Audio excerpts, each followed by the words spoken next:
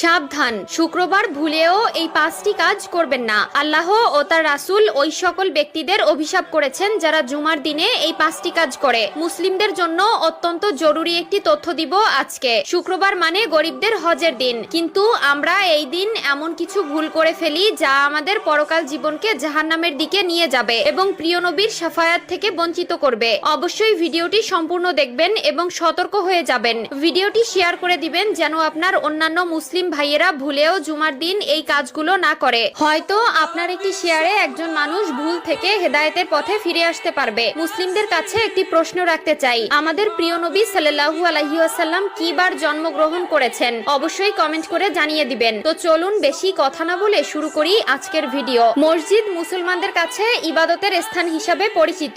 এরপরও আমরা মসজিদে এমন কিছু কাজ করে থাকি যা মসজিদের পবিত্রতা নষ্ট করে। তাই মসজিদের পবিত্রতা